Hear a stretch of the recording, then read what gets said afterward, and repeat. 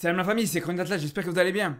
Alors on a 2 jours d'un Sénégal-Algérie qui risque vraiment d'être hyper intéressant. Je pense que c'est clairement, pour moi, à l'échelle africaine, la meilleure affiche de cette trame internationale. C'est comme le remake de la finale de la CAN 2019. C'est les 2 derniers vainqueurs de cette CAN qui s'affrontent et c'est surtout 2 équipes avec énormément de qualité dans leur effectif. Donc c'est sûr et certain que ça risque d'être un très beau match. D'ailleurs ce soir et même demain, on sera en live sur Twitch à partir de 22 h pour pouvoir justement se projeter sur ce match entre autres, pour pouvoir discuter de cette rencontre. Et si vous voulez venir me donner vos pronostics, ou si vous voulez juste me dire est-ce que vous êtes d'accord ou pas par rapport à ce que je vais dire dans cette vidéo, comme d'habitude vous êtes les bienvenus. Sinon pour vous donner mon avis, je vous dis la vérité, je vois vraiment mal l'Algérie gagner contre le Sénégal mardi. Alors je sais, il y en a beaucoup, ils vont me dire ouais tu dis ça parce que t'es marocain, tu veux pas que l'Algérie gagne contre le Sénégal, t'as le seum contre l'Algérie. Alors que honnêtement, si je vous dis ça, c'est en toute objectivité. Au bout d'un moment, faut être réaliste. On parle quand même d'une équipe du Sénégal que pour cette trêve internationale, pour ce rassemblement du mois de septembre, leur seule priorité, c'est justement ce match contre l'Algérie. Ils sont focalisés que sur ce match-là. Ils ont préparé ce match pendant toute une semaine.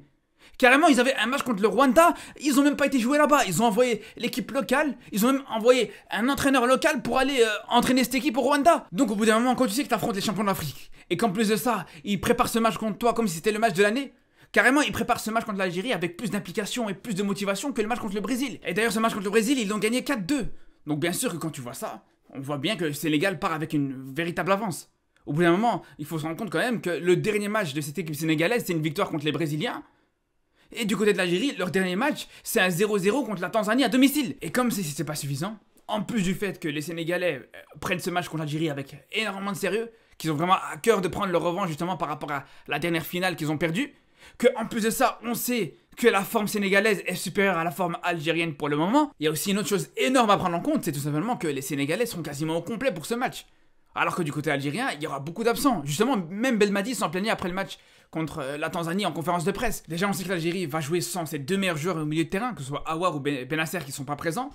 En plus de ça, t'as Ben Sebaini qui revient de blessure. Et si on rajoute à ça de manière générale, cette forme d'Algérie qui est pas exceptionnelle en ce moment, on sait très bien que cette équipe algérienne est clairement en pleine reconstruction, avec énormément de nouveaux joueurs dans cette équipe, avec beaucoup de joueurs qui sont là en train d'intégrer petit à petit le 11 de base.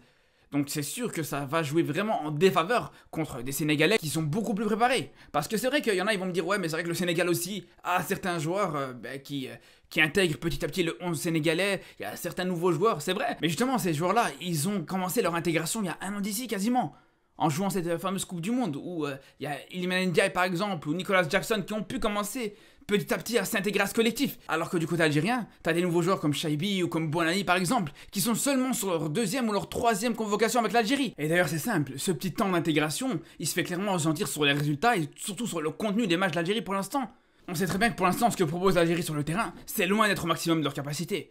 C'est sûr que si t'as une équipe d'Algérie au complet, avec tous ces joueurs-là qui sont intégrés à 100%, mais t'auras d'autres types de matchs. Bien sûr que tu vas plus galérer contre la Tanzanie à ce moment-là, à essayer ne serait-ce que de se procurer une occasion. C'est la vérité. Et c'est pour ça qu'aujourd'hui, il faut bien faire la différence entre qui est la meilleure équipe actuellement entre l'Algérie et le Sénégal, et qui est l'équipe la plus en forme entre ces 2 équipes-là.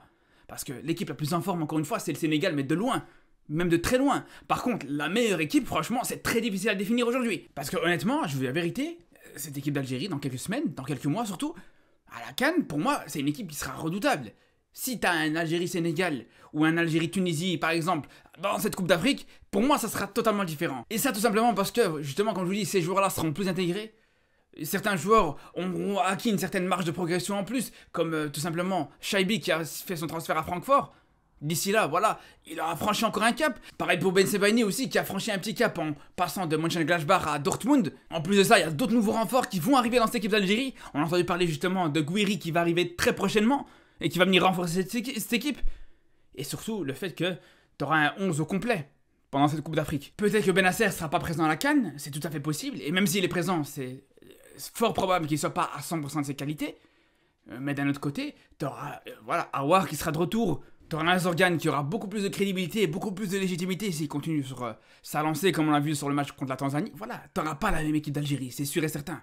Mais actuellement, je suis désolé, voilà, mais dans ce match contre le Sénégal, ça sera pas la même chose. Dans ce match contre le Sénégal, encore une fois, on parle d'une équipe sénégalaise qui a peut-être besoin de cette victoire contre l'Algérie.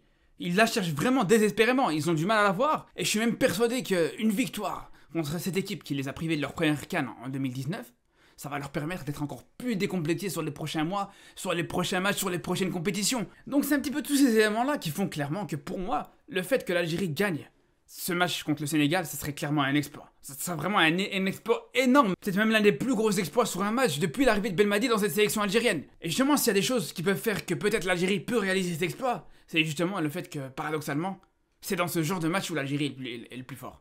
C'est dans ce genre de match où l'Algérie arrive le plus à tirer son épingle du jeu. C'est quand l'Algérie est dos au mur, quand ils sont pas favoris, quand il y a personne qui les attend sur un match.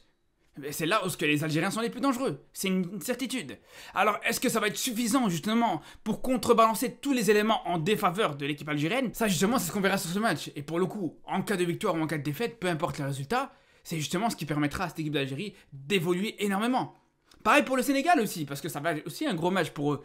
Et même si, justement, quand t'es favori, quand l'adversaire est supposé être plus faible que toi, c'est sûr que c'est pas forcément le match qui te fait le plus évoluer, mais ça va pas empêcher malgré tout de voir un très bon match. Alors moi, malheureusement, je pourrais pas le voir en direct parce qu'il y a Maroc-Burkina Faso en même temps, mais bon, dans tous les cas, on se retrouve le lendemain du match pour le débrief de cette rencontre qui s'annonce vraiment pas mal. Sur ce, je vous dis à très très vite, et surtout d'ici là, prenez soin de vous.